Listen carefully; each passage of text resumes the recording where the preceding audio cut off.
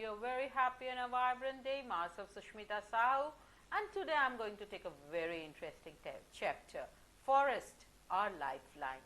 Chapter 17 of class 7 with reference to NCERT. So, if you like my channel, kindly subscribe for it and don't forget to press the bell icon. So, let's begin. Forest.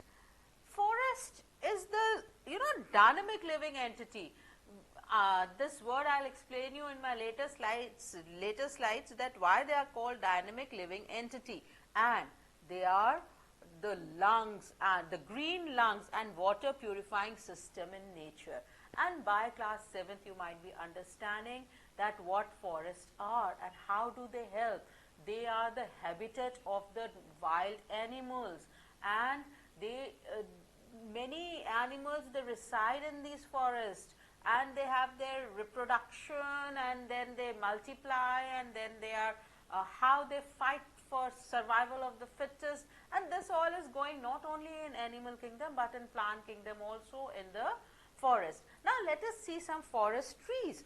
See, when we talk about forest, and you might have seen the forest, let us first understand the two words, and the words are crown and canopy.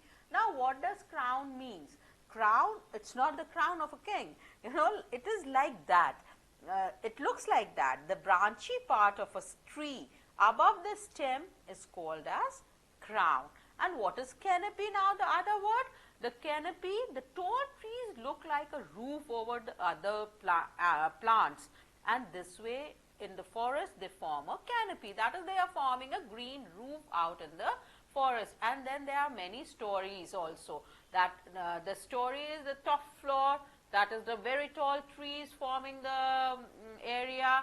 Then we have here you can see the crown shaped trees. Then we have then there are the smaller trees which form the second floor, and that way there are many floors in the forest also. And there is there you might have seen it, this is at our home also, that there are many leaves, and in such big forests there might be many leaves. Where does all these leaves go? Yes, there are many small animals or small army of tiny insects, millipedes, ants and beetles, and these all they act on the decaying leaves, and they are called microorganisms. They feed upon the dead plants and animals and convert them into dark substance. And what is this dark substance called? Yes, this is the humus, making the soil more and more fertile.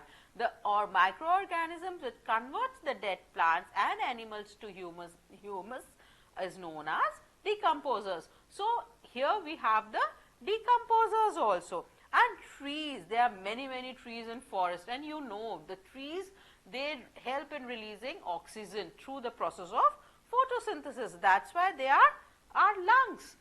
They act as lungs. Not only they are the lungs of the complete world.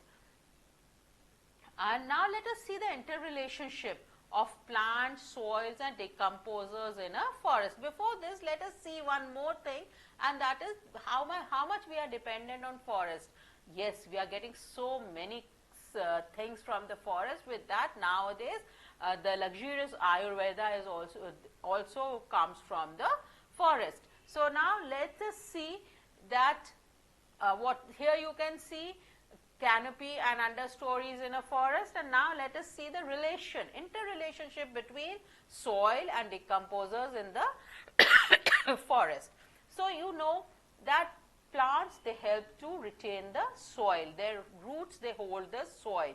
At the same time, they are helping in raising the water level or the groundwater level, and the decomposers, they decompose the animals and helps in making the soil very fertile.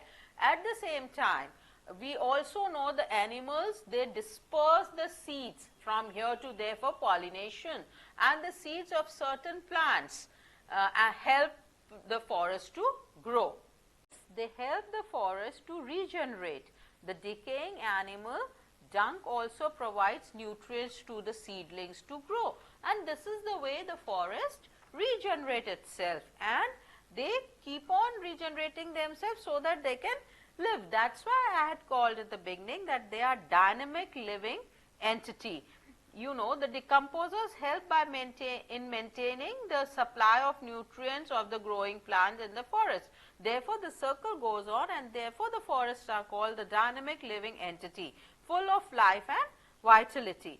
Now, let us come to one point. A question should come to your mind. What will happen if there will be no forest? Now, this is the question which will make you realize how much we are being dependent, or how much we are dependent on the forest, and how much we should take care of these forests. If forest disappears, the amount of carbon dioxide in the air will increase, resulting in the increase of Earth's temperature. Secondly, in absence of trees and plants, the animals will not get food and shelter. In absence of trees, the soil will not hold water, which will cause floods. See, there you can see the floods. Deforestation will endanger our life and environment. Think what we can do to preserve this lovely nature gift. So, we should start preserving our nature gift and take care of our Mother Earth. With this, I would like to thank you all with a promise that yes, you will be taking care of our Mother Earth. Thank you.